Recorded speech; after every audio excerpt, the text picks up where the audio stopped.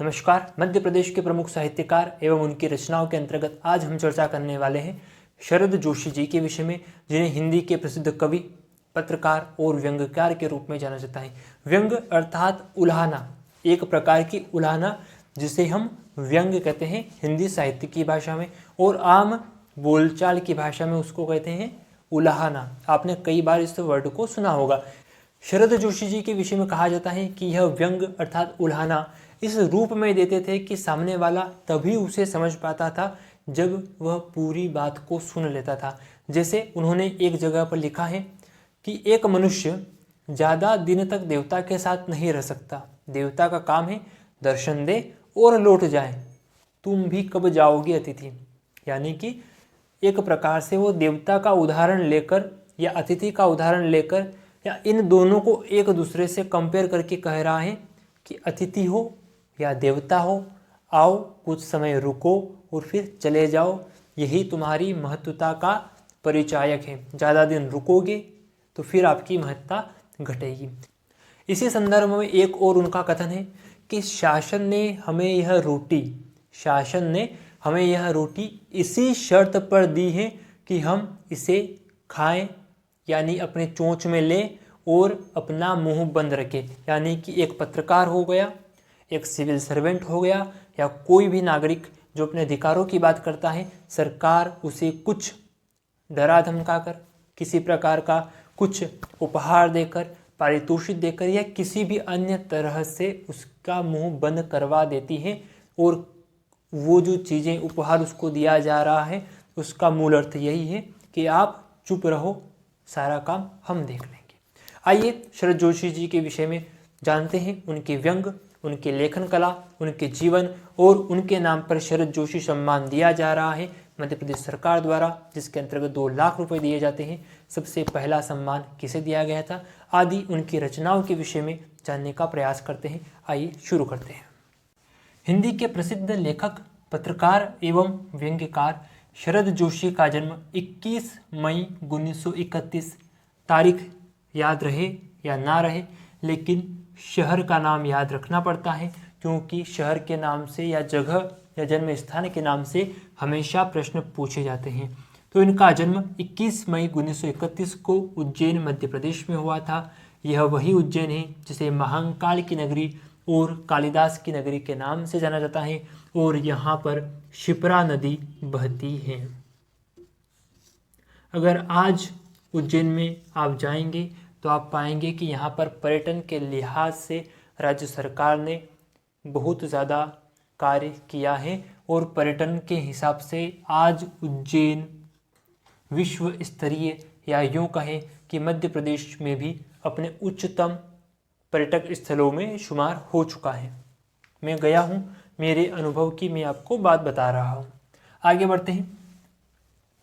मध्य प्रदेश सरकार के सूचना एवं प्रसारण विभाग में शरद जोशी जी ने काम किया, लेकिन काम रास नहीं आया। क्योंकि आपको पता है, अगर लेखक होते या कोई काम जो आपको बहुत ज़्यादा पसंद है और उसको करते हुए आपको थकान महसूस नहीं होती, समय का भी भान नहीं रहता कि समय किस प्रकार रेत की तरह हाथ से फिसलता जा रहा है, तो आप कहेंगे कि दुनिया की दौलत एक तरफ और जिस काम को करने में मुझे मज़ा मिलता है उस काम को करना एक तरफ। तो उन्होंने वही काम चुना जिस काम को करने में उन्हें मज़ा आता था। तो इस प्रकार उन्होंने लेखन को ही अपने जीवन का आधार बनाया। इस प्रकार नई दुनिया में कई वर्षों तक उन्होंने स्तंभ लेख लिखे। इसके बाद नव भारत टाइम्स में प्रतिदिन नामक स्तंभ लेख लिखकर वो देश भर में यानी कि राष्ट्रीय स्तर पर प्रसिद्धि प्राप्त कर चुके थे। यानी कि नई दुनिया में भी बहुत समय तक इन्होंने स्तंभ लेख लिखे। इसके बाद नव भारत टाइम्स में भी प्रतिदिन नामक स्तंभ लेख लिखा। यहाँ से यह वर्ड पूछा जा सकता है कि प्रतिदिन नामक स्तंभ लेख के निम्न में से कौन संपादक रहे हैं, तो आप कहेंगे शरद जोशी। अब बढ़ते हैं इनकी रचनाओं के विषय में, जहाँ से प्रश्न पूछे जाने की बहुत ज़्यादा संभावना है। इन्होंने 2 व्यंग्य नाटक लिखे हैं, जिसके अंतर्गत अंधों का हाथी और एक था गधा। स्पष्ट रूप से आप देख सकते हैं, हो सकता है बोलने में स्पष्टीकरण ना हो, इसलिए आप कोशिश करिएगा कि बोर्ड पर जैसे ही हम सेशन शुरू करते हैं उसी समय आप स्क्रीनशॉट ले लीजिए ताकि नोट्स एज इट इज बना सकिए आप। अंधों का हाथी और एक था गधा उपन्यास के तौर पर इन्होंने बहुत ही महत्वपूर्ण रचना लिखी है। उसका नाम है मैं केवल मैं उर्फ कमलमुख बीए। जैसे मैं केवल मैं उर्फ कमलमुख बीए इनका एक उपन्यास है। परिक्रमा किसी बहाने, जीप पर सवार इल्लिया, जिल्लिया नहीं इल्लिया, ये बहुत ही कंफ्यूजिंग वर्ड है। जीप पर सवार इल्लिया तिलस्म अर्थात जादू होता है, तो तिलस्म रहा किनारे बैठ दूसरी सतह।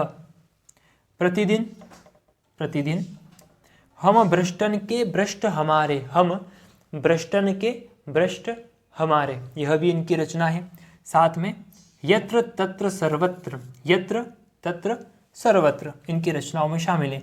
अब रचनाएं लिखी, व्यंग नाटक लिखे, उपन्यास लिखे, लेकिन साथ में इन्होंने जो आप और हम देखते हैं टीवी सीरियल, जिन्हें हम नाटक कहते हैं, जिन्हें हम फिल्म कहते हैं, इनके नाटक और हास्य पर आधारित जो रचनाएं हैं उनके आधार पर कई सारी फिल्में बनी, कई सारे नाटक बने।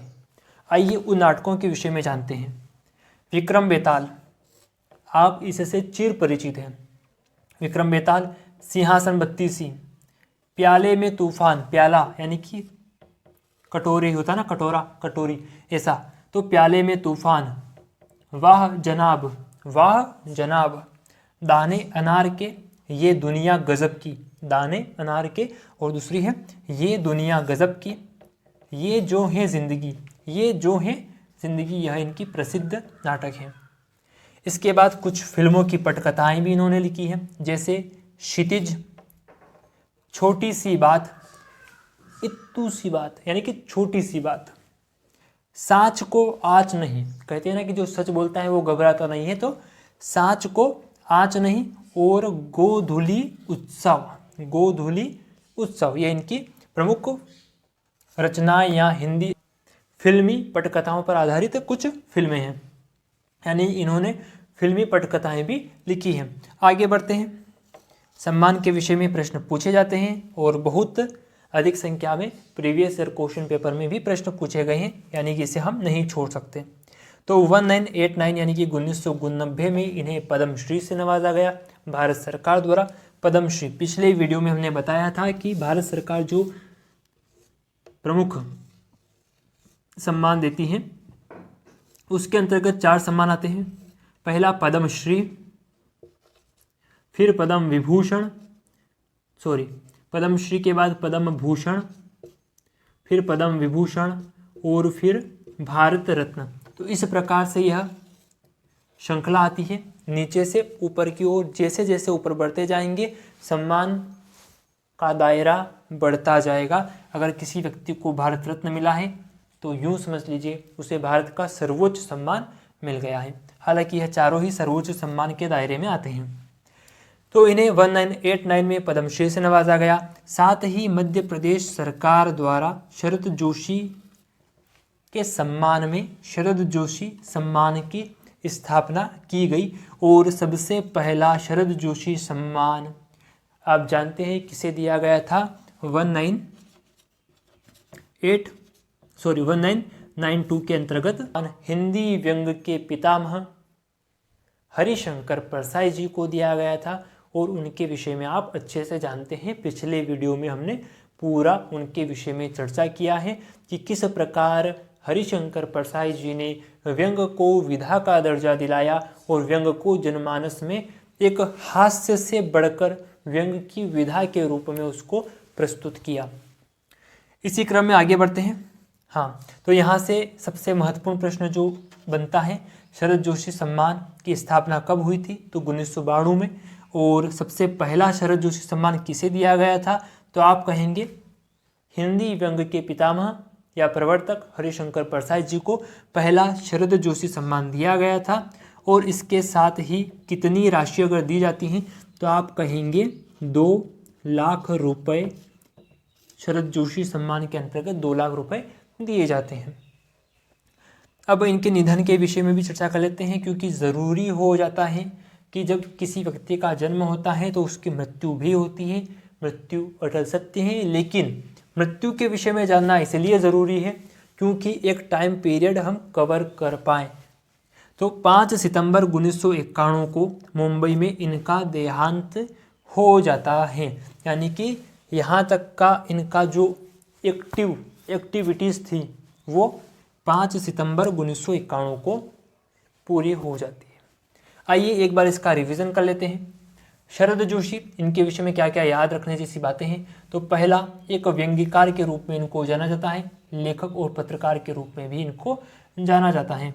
इनका जन्म 21 मई 1931 को उज्जैन, जो कि मध्य प्रदेश का एक जिला है, वहाँ पर हुआ था, जिसे महाकाल की नगरी, कालिदास की नगरी के नाम से भी जाना जाता है, जहाँ पर शिप्रा नदी बहती है, वहाँ पर इनका जन्म हुआ था।